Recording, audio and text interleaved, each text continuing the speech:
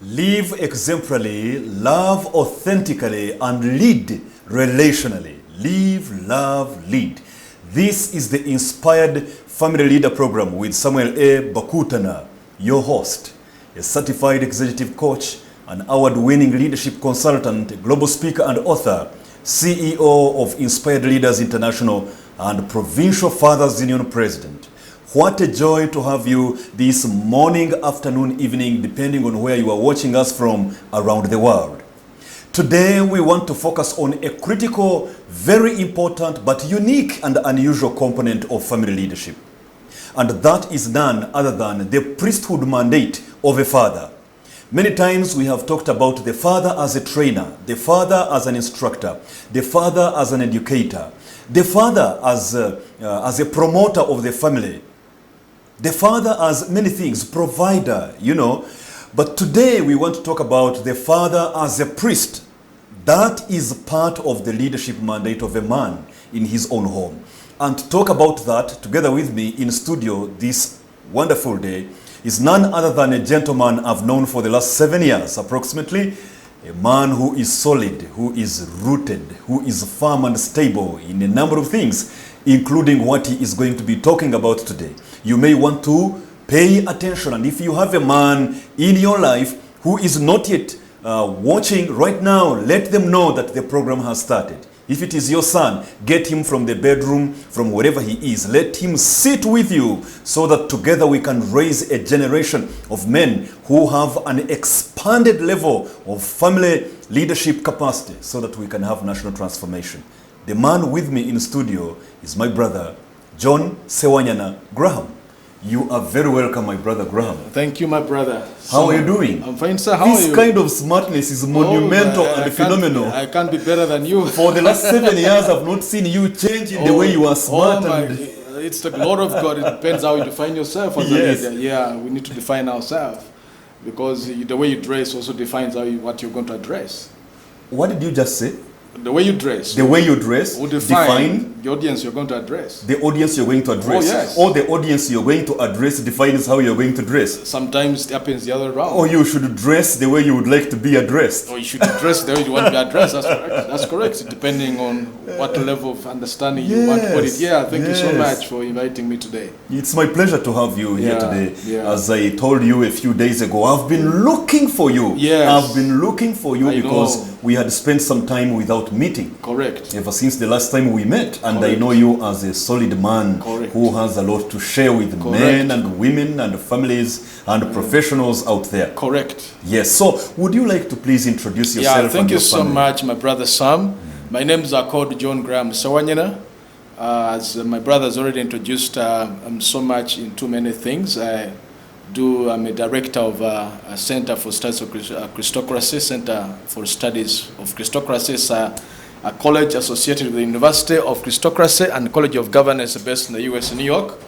But also I'm a team leader of Faith Dome Tabernacle International Ministry in Uganda. So I'm so glad, and also do train leaders and work in the marketplace in different forums. Mm-hmm. Yeah. Good to have you here. Thank you so much, sir. Something about your family? Yeah, thank you so much, sir. So I'm married to Diana Nambilu, and been married for the last 13 years also. So for me, family is something that I would dig until when I die, because I know family is the foundation or fabric of building of a nation. Yes. So once we don't understand the formulation of family and why family exists, yes, then we have lost why we are created. Mm-hmm. Yeah. So we have 4 kids, and so we are blessed, and so I'm very grateful that I've been in this by God's grace, that God gave me the right partner, because it's also important to know that you get the right partner. Yes. In this whole thing of marriage. If you marry wrong, everything's gonna be wrong. The situation of success, the equation of success is halfway gone. You talk about success of leadership, as I've always had in your talks. It will never happen to a man who is disgruntled from home. Mm-hmm. So leadership is formulated from home. Okay. Yeah. Family is the first and foundation for leadership development. It's a foundation of governance all over the world. And that takes me to that simple question I often ask every guest on this program at the very start. Yeah. This is a leadership program. Correct. it focuses on leading the family. Yeah. So in your own view, simple words, not a dictionary definition, not etymology of the word, not the concordance meaning, but to you, in simple words, what would you call leadership? Yeah, for me, what I would call leadership, without really involving a lot of terminology, as you said, I would think that... Because I know you are even having a PhD, you're pursuing a PhD in those things. Oh, yes, we are pursuing a PhD in those areas, but I don't want to define it. Yeah, please. Just keep it simple for our audience. Yeah, leadership, it would be like taking your position and making to know, you're taking roles of what you're meant to be. Like you take your position, you take risks because,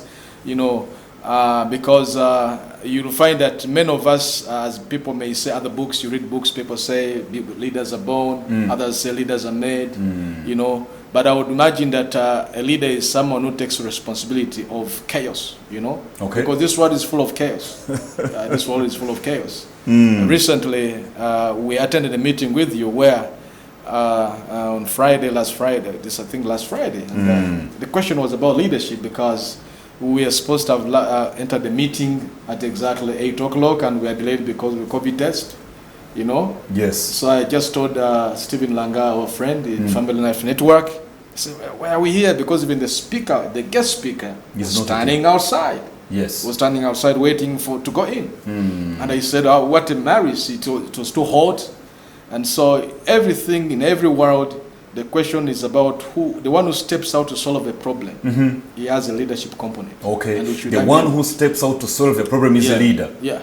Interesting. He's a leader. Interesting way to look at it. Yeah. And that makes me curious, and I want to take it now to the family level. Yeah. So since you're saying that the one who steps out to solve a problem is the leader, the one who takes his position, who takes responsibility of chaos and so on and so forth, how would you therefore transfer that to a family setting? What is family leadership? Yeah, in fact, now, that's a very fundamental question. Because in a family, consider a family as an organ, or as an organization. And when God was creating, and without bringing in a lot of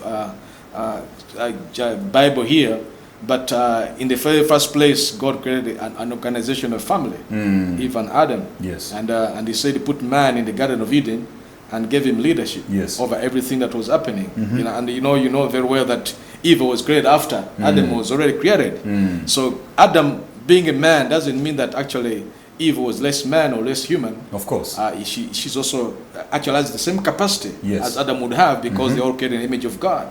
But God gave this superior power over Adam to be a leader of other things. And from the beginning you would see the expanse and the knowledge that God had given man. Yes. He gave him leadership over the universe, over the stuff, over the creation, and over everything. So bring it to the family setting. What is family leadership?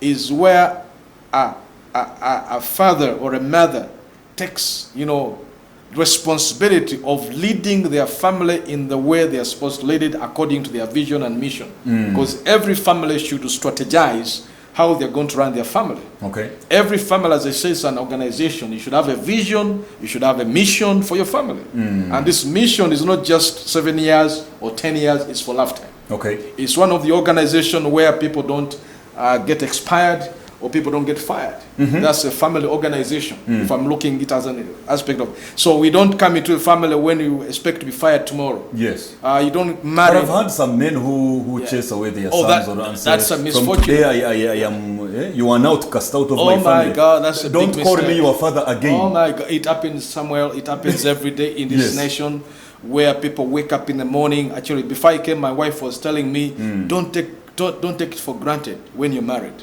Okay. She was going to tell me a lot of other things. I said, I'm rushing away. Don't take granted because of your, sometimes when people get married, they think everybody's getting married.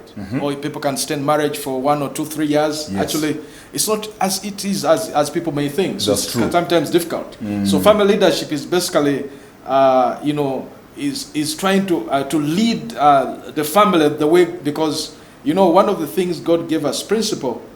In the Bible, we find the book of Timothy, and Timothy was speaking to the church, and was saying that you have to be a leader. You should be a man of one family. I mean, you should be a man of one wife. 1 Timothy chapter 3. Oh yes. So it begins to give a basis of leadership.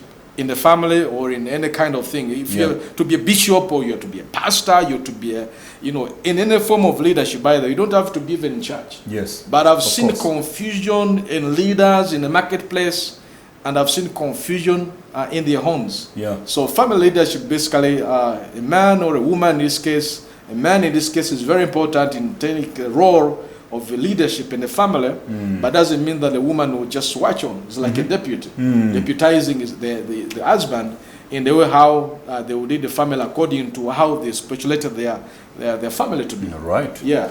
Okay, so now that you're even talking about, confusion, bringing order in the midst of confusion, that takes me to the topic of this day, the priesthood mandate of a father. Yes. So let's first get on the same page with our beloved viewers. If we say the priesthood mandate of a father, what is a mandate and what is priesthood? Oh yeah, those are very key things, my brother. And when I talk about priesthood, I'll tell you somewhere that in this whole world, we are lacking fathers, we are lacking men, we are lacking the priesthood mandate, So what is a mandate and what is priesthood? A mandate is a call. It's like a call. A mandate is like it's like a command. Like God as a responsibility, it's a job. Like God has given man a job. Yes. To do certain. If I give you a mandate, I've given you responsibility. I've given you job to do something, to accomplish something. So a mandate is something that God gives you. God has given us the power to do or responsibility to do.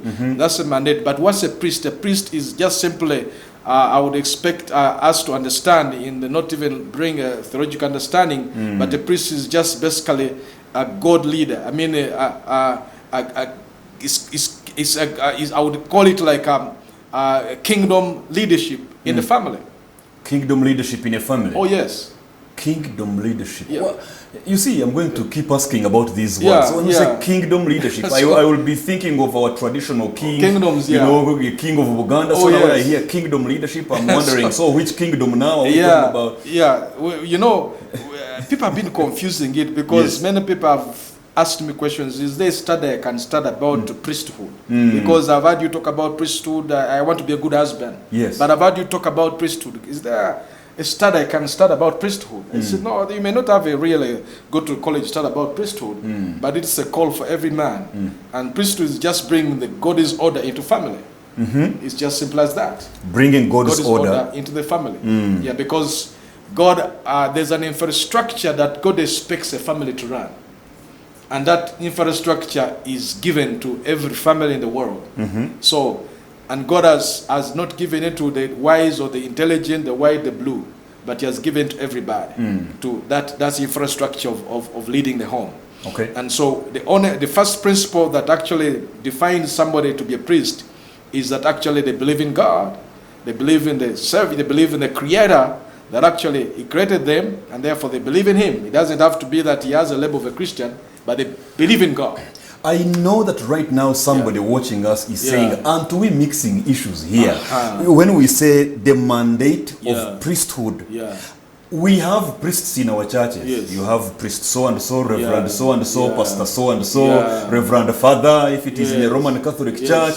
We already have those priests, at church. And then we have us, ordinary men, fathers in our homes. But now it seems like we are mixing issues. Why do you call all fathers priests, yet we already have professional priests in churches? Yeah, thank you very much. And that's where we all lost it, actually. That's where we lost it and left our families to be pastored by priests or to be pastored by pastors. I once gave a definition that if you cannot pastor your family or you cannot pastor your wife, if you fail to pastor your wife, then who's going to pastor her? If you fail to lead your family, if you fail to lead your wife as a husband, then you are leaving that wife to somebody whom you don't know. And that's why we have had so many of wives going to false prophets and false priests. There are two kinds of priesthoods. We have the false priesthood and we have the godly priesthood.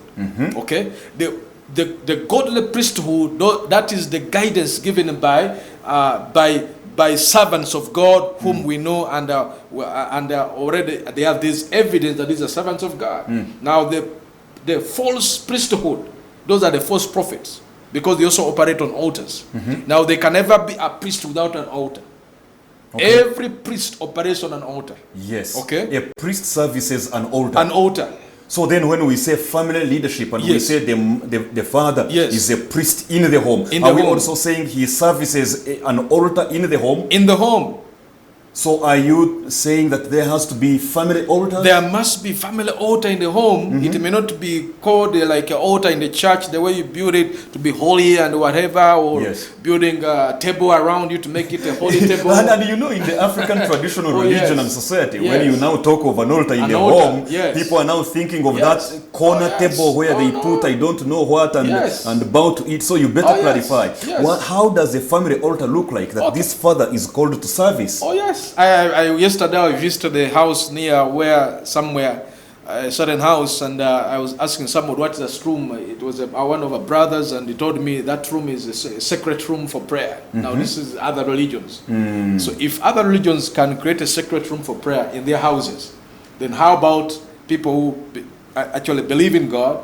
There must be a secret place. It may be in your sitting room, it might be anywhere, but what I'm saying is that as a father, if the mother, because you must understand Samuel that not all of us are called to lead altars in the home. Yes. Yeah, it may be that maybe your wife is the one who is gifted, more Okay. gifted Okay.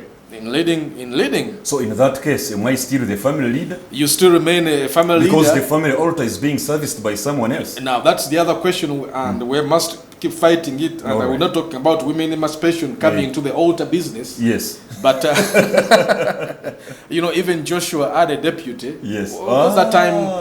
Yeah. Even Moses had a deputy, and Okay. the role of Joshua was just to watch and see how Moses does it. Now the role of a wife is to just watch and see, because when I'm teaching about altars and leadership, you want to get men in the Bible who were mentored. A man like Joshua, who was mentored almost Yes. daily on servicing and making provisions on how to serve in the tabernacle.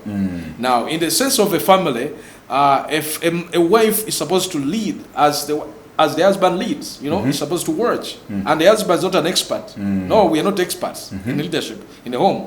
And as people say, you're not a mixer, fix it. Yes. We are just leading, following God, and then also as our wives follow us, then we follow God. We get leadership from God, and then we pass it on to the generation. to the people below us, like wife and children. Yeah. So I don't know whether I've defined your word of priesthood. Yes, I get it.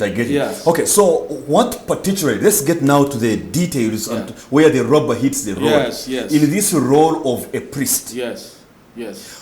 what particularly does the father do? So let's say he does this, Yeah. he does this, Yeah. he does this, Yeah. and he does this, Yeah. and this is what it means when he's playing the role of a priest in his family. Yeah. So let's get to those particulars now. Now when we read 1 Samuel chapter 1, and chapter 1, actually chapter 3, chapter 2, the Bible talks about the family when Samuel was born. And so there was a family that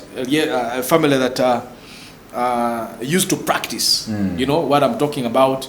And so, and one time when Samuel was born, of course, he was born in the temple, of course, as the mother, and it was, say, I'll give this child back to God, and he will be a leader and all that.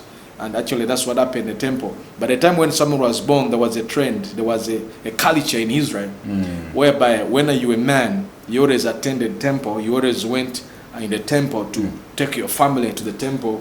And sometimes in children of Israel, in Israel, you take it once in the year, or if he has a wives, he takes all his wives, he takes all his children to worship God. Once a year, they used to do that in Israel. And it was the man taking that leadership. But in the sense of a family now, in our putting it in our generation today, it will not be that you're going to Israel. Take your children to Israel once a year. Once a year, So if you're going to wait to that, then doom is going to come upon your family. So translating that into our setting today, yes, because you eat food every day, and that's what I always tell people: eat food every day. You ask, that's why you have to pray every day. Simple as that, The Bible, Jesus taught us the simple prayer: Our Father, who is in heaven. That is daily prayer. And just give us this day our daily food. Today. You know, so if you're going to say that prayer is for tomorrow, prayer is every day in the house. In our houses are supposed to be houses of prayer. So are you saying that one of the things that he particularly does as a father in the role of priesthood is leading prayer? Leading prayer and putting sure that actually prayer is in order. And of course, you know very well, Samuel, that one of the other things I've seen, I can talk about money, I can talk about, I can talk about promotion, I can talk about many things in Christian home and Christian environment, but talk about prayer is something that actually very difficult, even home setting. It's hard work. It's really hard work. So that's where somebody has to take up an extraordinary responsibility. And somewhere also what you must notice, that you cannot lead people where you have not been. Yeah. Can't I point them to the direction? You can point them, but they will get lost. Yeah. So that's in other why many words, families are lost. Yes. We have many signpost leaders. We have so many people who remain in their bedrooms and say, you can't pray. You can't pray. They don't participate in, because children children will follow what you do. If you know that your prayer altar is at 9 o'clock, you know, make sure everything is done well. You buy food on time. Make sure you arrange things right. Provide everything that's provided. Make sure that the Bibles, every child has got a Bible at home, and you have Bible guides. And so those simple things, there's a way they encourage children to be grafted in the way of knowing that actually our family prays at this particular time. And those children, as the Bible says, train your child so that when they grow, they know what to follow. They won't depart from that. So as children, and the Bible even continues to say, write the words, scribe the words on the walls of your bedroom. Yeah. One of the things is to make sure that children know the Bible. That's one of the role of a father. Yeah. Nobody is going to teach your child the Bible. I used to think that way, that if I take my child in a Christian school, they will teach him about Christianity. They will teach him what I need, because I'm very busy. We are living somewhere in the busy world, even including leaders. Delegation is a good leadership. You know why children of pastors are the most worst kids in the world? What are you insinuating? Oh, yes. Is that a place which is supposed to be an altar of prayer, a place which is supposed to be a place where children are raised. We have bastard children come from families of bishops and pastors. You're speaking more passionately. Oh yes, than I am very, very serious on this. You know, because if you're a bishop, your children must be well behaved. You know, you cannot teach us on the pulpit, you're a bishop, you're a pastor, you are an apostle, you're a prophet, and your children are doing something different. That means at your home, your altar is dead. There's no any structure of church in your home. Can't you do everything possible in the life of your children? They still turn out badly, wrong? Oh, you can't do that. I've seen people, men of God, have done it. Yes. But as I tell you, my brother, it's going to be by the grace of God. Yes. Do your part. Yeah, it's very bad if you don't do your part. Okay. I want to ask myself, what takes place in the bishop's house? What takes place in this Christian's house? Every day. What do they text? Do they have prayer altars every day? Or their breaker network is broken? Because much of what we see today in the families in Uganda, why we have leaders that are broken, why you have marriages that are broken, because there's no communication. Altar bring us together, we think alike. Samuel, on the altar, there's no greater than the other. Yes. No. Yes. All of us, when we are same on the altar of God, we are the same and we have the same capacity. I thought the priest, for example, is the priest is just a leader. He's just a leader. Yeah. When we come at the altar, we share. You know, all of us remove our suits and kneel down before the Lord, and God speaks to all of us. All of us are vulnerable before the Lord. Yeah, so there's no one who is expert in this all things of leading. So when you see children that are being raised to the fabric of the generation we have today is because of breaking down of families. Yes. Yeah, why we see leaders that are thieves, why we see leaders that are corrupt, yes. why we see men and women stealing money, is because this is right in the home. So as the family is, so shall the nation be. So as the family is, so shall the nation be. Because if you want to change a nation, change the family. One time when God was speaking to me about raising altars in families, I said, God, this is a big job. I cannot raise altars in all the nations of Uganda. And so I began one of the altars, a very famous altar in Mukono, where I started from.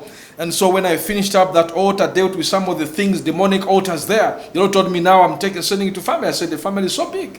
You know, like, how can I go to every family? Because God showed me, you know, it's going to be a network. Yeah, it's going to be a network like a football field. It's a network. You know, altars are going to network. So if you're coming from a home and it's fiery, and you go to your office or you go to church, that's why sometimes you come to church and the praise and worship is struggling to tell the people, lift up your hands. And then you people, as if you didn't take breakfast, they are coming from a dead altar.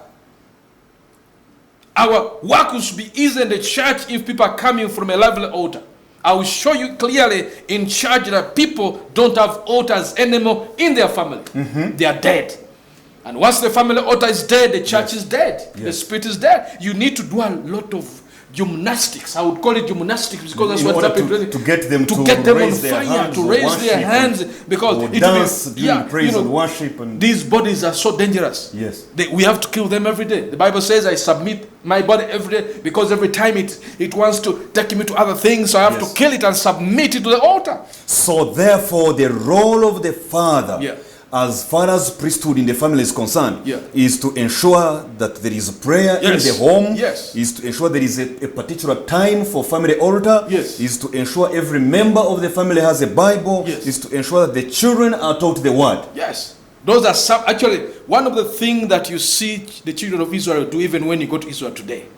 When you go to Israel today, especially on the Sabbath, which is Sabbath, every family, every person, they go on holiday what to call Sabbath, as a family, because that they work as a family. And there's no any network of a family, there's no any network in the world better than Israel.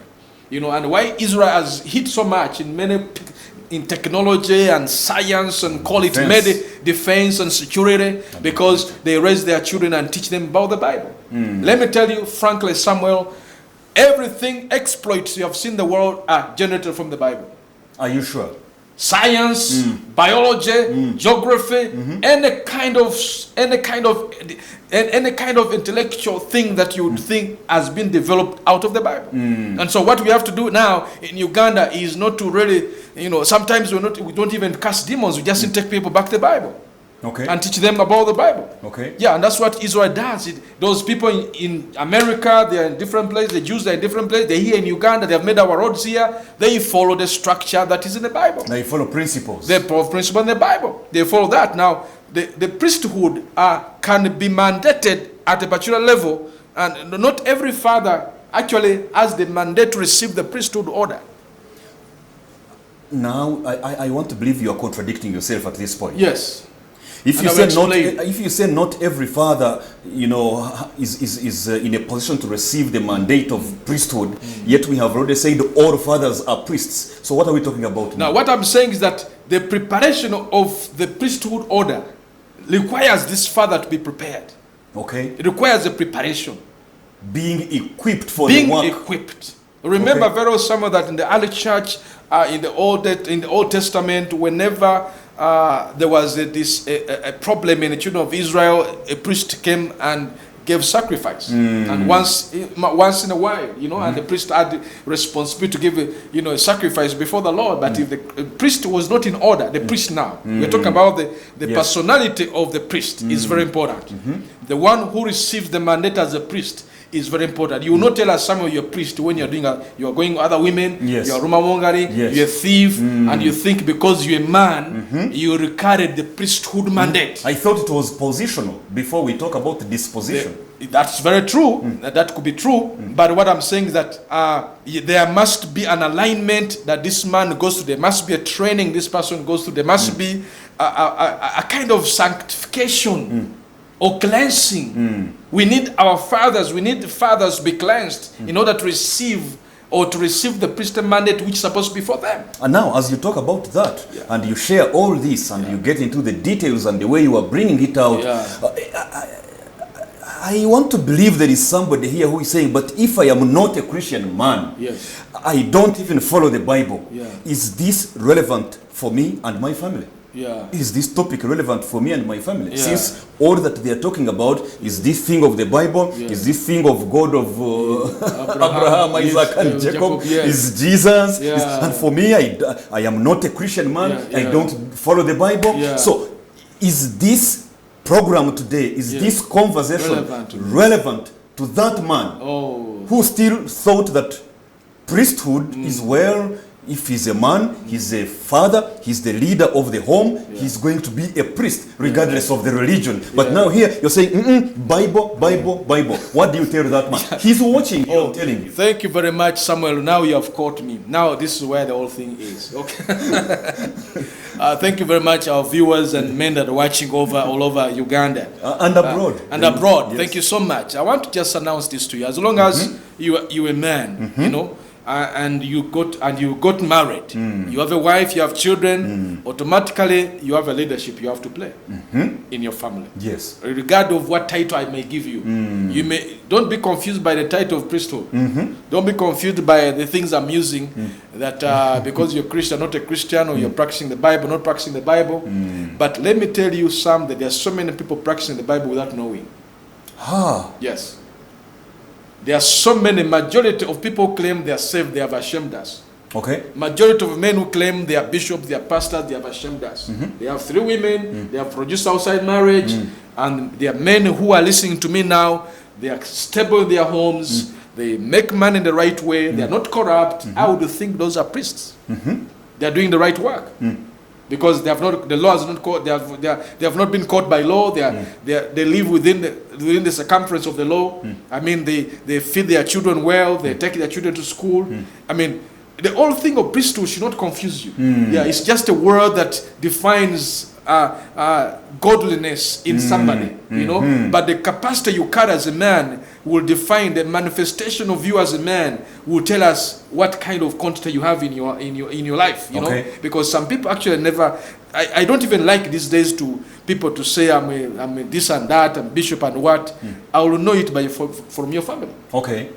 Your children will tell me, your wife will tell me. If I want to know about a man, don't come and shout to me on television how good you are, how you, and you know, Samuel, I've seen men putting up, I've seen women showing up. Yes. You know, and yes, I like it, but don't showcase. Don't show us what. Don't show off. What? Yeah, don't show off. Margaret Thatcher made a statement and said, being a leader is like being a lady. If you have to tell us you are one, most probably you are not. Yes. Yeah, actually, most people propose or they want some a good man and a good husband. They talk a lot of things. In most cases, they have missed it. Yeah, so they have missed it. So a man who's there who is not even a pastor, who doesn't even expect to be anything, but as long as you are working within the circumference of your marriage and you are providing, because you remember that even before you look at the spiritual mandate of a man has a physical mandate. Yes. Physical mandate is a provider. A man is a foundation. And let me give also more understanding on why I say man is a foundation. Now, what I say that a man is a foundation. This whole business, Samuel, if you ask the women today, if you ask all over the world, if there's any woman who would want to go and work, I want to bet that none of them will tell they want to go and work. Are you sure? Yes. I don't know, but I feel you're wrong. Okay. Of course, in our generation today, where women want to say, I want to make my own money. I want to work. Graham. Women? Yes. All right. So, but thousands and thousands. But you see, there's and you have seen where that has taken us. Okay. Where? I haven't.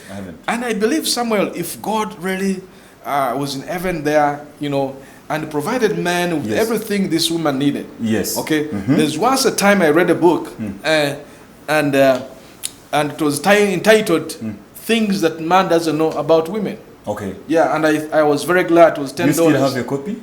I have a copy, but you'll be surprised. I want to be sure I'm in good books. You know, so I have a copy somewhere. But you see, I was excited to read this book. You know, things that men do not know about women. Yeah, so I bought it. It was sealed very well, $10 and more. And I was excited. It was a doctor, somebody, you know, from the U.S. local somebody, and. But only to open the book, it was free. It was empty.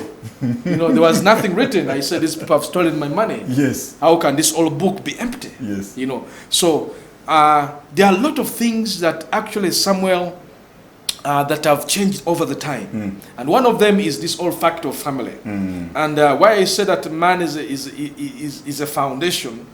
I have never seen any person taking a picture with a foundation, like taking a photo. It's hidden. Because the foundation is hidden. It's hidden. That's what I'm talking about. If a man comes and tries to show up how good he is or how best he is. Trying to be the walls and the roof. Walls around. Men who are going to change the world do not show up. And you better equip them. Yeah. Because now, let's get to equipping them. Oh, I yes. see we just have about 12 minutes to the end of the yes, program. yes. So what will this man therefore practically need so as to play this priesthood role effectively? Yeah. What does a man need? Whether it's knowledge or skills or what, Yeah. what does a man practically need Yeah. if he is going to play the priesthood role effectively? What the man needs to do right now is, I have realized that even in military, there is always offensive and defensive warfare, and also in life, there's also stock taking.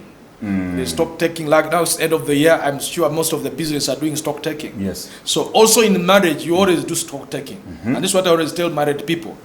You should always get time to stock take your marriage every end of the year. So number one, stock take. Get your wife, go somewhere in Navinyonya, go to Entebbe Beach, go to any park, Go to African village. go to African Chiunga. village, Yunga, and stock take your life.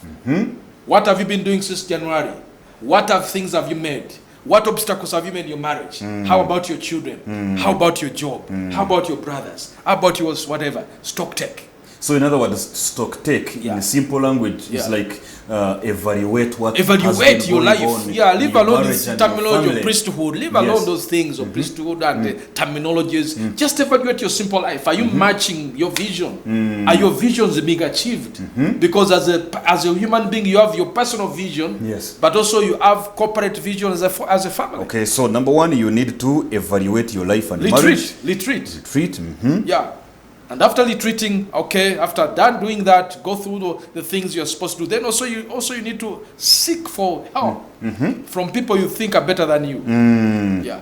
I have come to understand that we don't run this whole thing alone. There are people who have been there before us. Yes. I believe there are people who have fallen and come up from all these marriage issues. And many people, they are marriage counselors, they are people that God has gifted differently. Yes. So look for a counselor.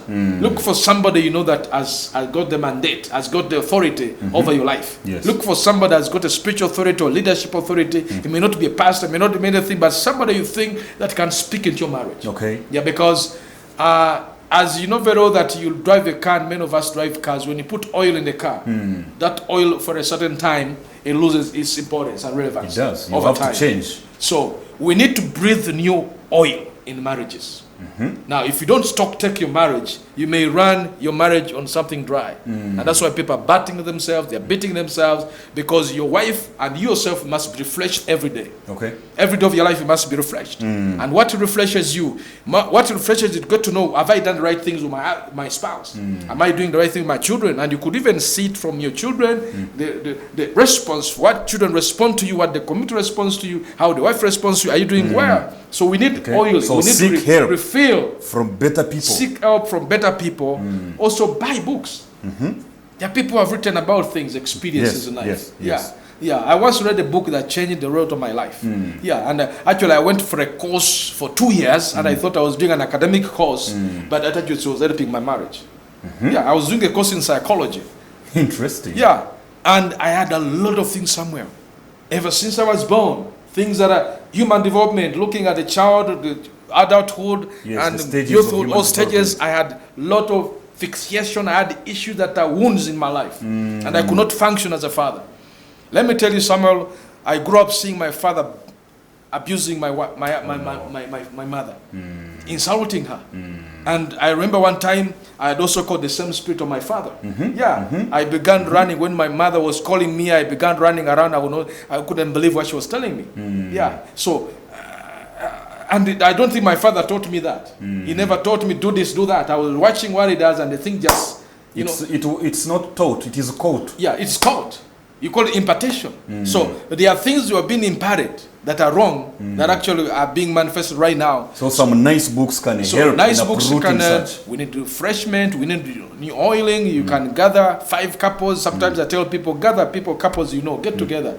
Talk about your marriages, talk about things. Don't fear. If you fear, talk about, especially as men, we're gonna die. Because we don't want to talk about our things. Men always die alone. Because men don't share. And in this particular aspect, as we are sharing about, it's very important for us men to get out of our cocoon and begin to share what is affecting us in our marriages. I want to tell you, Samuel, my brother, a lot of us are dying. We don't know whom to share our issues to. That's true. We look for somebody to share your problem. You can't. Many times they tell you that when you do that, you are not a man. You're not a man enough. Men don't Oh, go yes. telling Don't others talk their about all problems. things. They sit on the top of the knife yes. and pretend all Oh, is yes. well. Men don't cry, Don't like cry. they have no emotions. Oh, yes. You know, I don't know where we got that version of a man from. Yeah, I think it is really... Because for me, I will say it on national television. Yes. For me, I cry and, Yes. and I am That's not, normal. And I am not ashamed of It's it. normal. I have emotions, I have Oh, yeah. feelings. Oh, yeah. I just know how to express them, Yeah. you know, appropriately. It's normal. I seek for help. It's I walk vulnerably. I Yes. share. Oh, yes. You know, I have a brother whom I've been, is a man from Irish. I always tell my wife I'm driving to Lubowa just to go and sit with him. Yes. He's older than me. His children are older than me. I like the way he has been leading his life. He doesn't know, sometimes he thinks I'm going to help him, but I'm learning from him. Yeah. Right? So you look for people like those. You know, sometimes be vulnerable. share with someone. Have anybody who is going to grow in their leadership, either marriage, either government, or anything, must have mentorship. All right. So as we talk about this mandate of priesthood in the life of a father, I know you had somehow alluded to it a little bit, but let me ask it again directly, and just in 1 minute say something about it. Where is my wife in all this? Doesn't she have any role on the family altar as we talk about priesthood? Can she even be maybe the leader of this altar, or that is giving away too much? No, you remember, actually that question has been very highly asked, you know, when people say that, if we always and always women use it normally, you are the head. Yeah, when you need money, when there are circumstances in the home that require money, wives are very fast. You are the head. You are the head. When it comes to leading prayer, you are the head. You are the head. Yeah, you are the head. You know, when it comes to some other things, you say, she takes control. I mean, I am the neck. I am the neck. I'm supposed to handle that. So we need to really bring all that thing together, you know. But as I know that my wife should work together with me. Yes. We are the same in this field of marriage. Yeah. So I'm not superior than her. She has things she does, but I give spiritual leadership. Yeah. Any man should give spiritual leadership to their family, because families follow you. Your wife will follow you what you tell them. Okay. Yeah. So if I am the president of my home, my wife is the vice president. Is the vice president. We serve together, in together. the office of presidency for our family institution. I've spoken so many things to my wife, and she says no. Yeah, and I feel offended. Why is she not respecting me? Yes. I have said this and she's saying this, but I die quietly there. She has said no, but when I try to understand what she has said, she's right. She's right. So I have come. I hope you are not insinuating that women are always right. No, they are not always right. Just to clarify. Oh, that one, of course, somewhere, you know, they are not always right. Just like us, we are not always right. And so one thing also I want to come out with also, women are always emotional. Yeah, so their leadership is emotional. Yeah, they sometimes and come nothing out, wrong with it. No, it's nothing how wrong with it. formed. That's how they're made. You will bring an opinion that is coming from an emotional perspective of thing, and so. But she's supposed to deputize me. Okay. You know, your wife is supposed to be deputizing you in all aspects of your life as a priest. She can act as a priest, by the way, because priest is just leading and making sure your children grow in the way they are supposed to grow. For example, like taking children to school. You don't have to be Christian to take your children to school. You just need to be a responsible Buying parent. food. You don't have to be a Christian to buy food. Whether you're Muslim, whether you're Catholic, you must buy food for your home. Building shelter. Make sure you prepare a shelter for your home. That's a mandate. Medical care. Medical care. It's you not don't have religious. to be blinded a priest or a Christian. No, You that's don't need your to mandate. speak in tongues You in don't order need to speak to in have a tongues. shelter. No. You don't have food, go and look for a job. Yes. And we have struggled a lot. I've struggled a lot to understand this thing, that to be a strong man, you must be a strong person at home. Okay. Yeah, to build a strong nation, Yes. you must bring strong men at home. So how do you handle if you are a husband? Because I've seen this and I've seen it cause some challenges here and there. I have a number of friends whom I believe if they had the opportunity here, they would ask the question I'm about to ask. Yes. How do I handle if I am a husband of a very strong-willed female pastor who still comes home as a priest on our family altar just because she is a pastor out there in a church? How do I handle that strong-willed female pastor who is a pastor out there at a certain church, but then when she comes home, she still comes home as the pastor and forgets I am the priest. So how do I am that husband. How do I handle my priesthood mandate in that circumstance? That husband has got a lot of issues with such a pastor, with such a wife. Some, I will tell you, most of the couples have answered with that kind of, yes, they have divorced.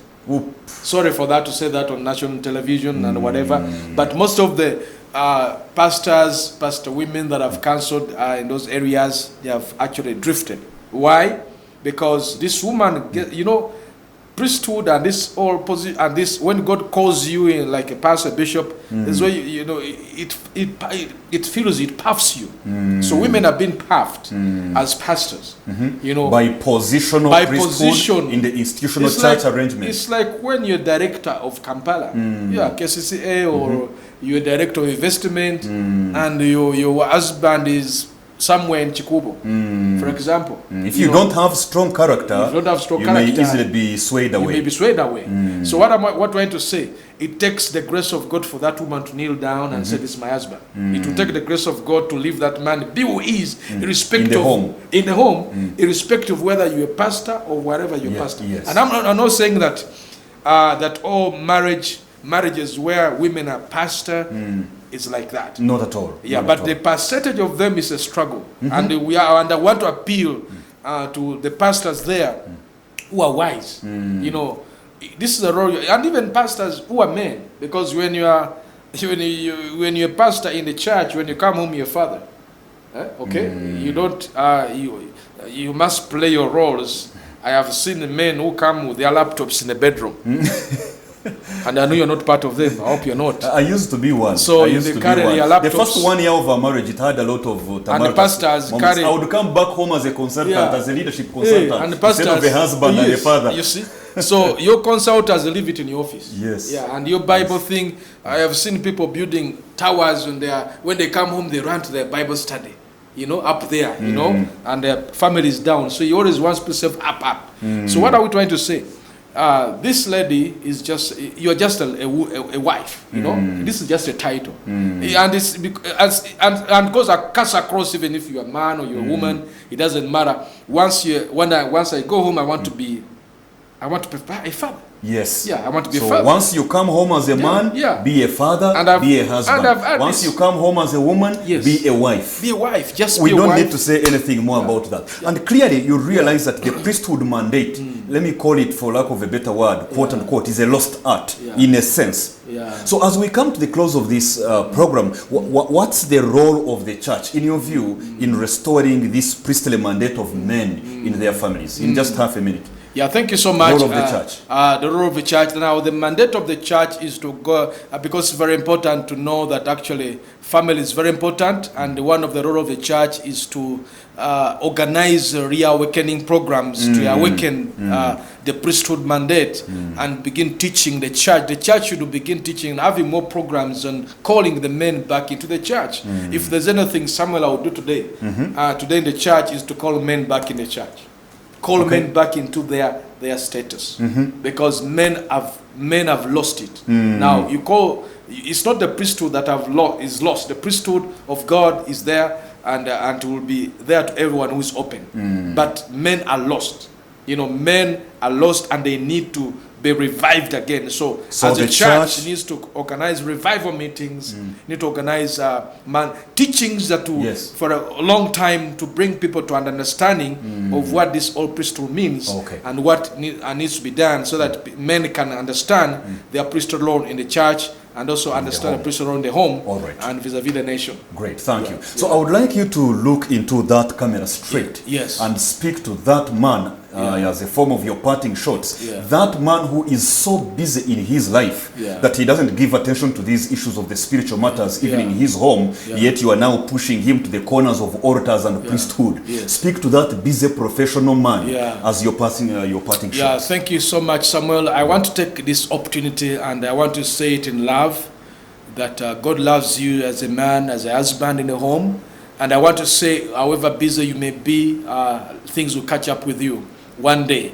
And I always tell people, and I tell myself, the moment you hear the words calling you back, I would want to call you back as a man. You know, doesn't matter how busy you are. Take small stages, small steps of a baby, and just be humble enough.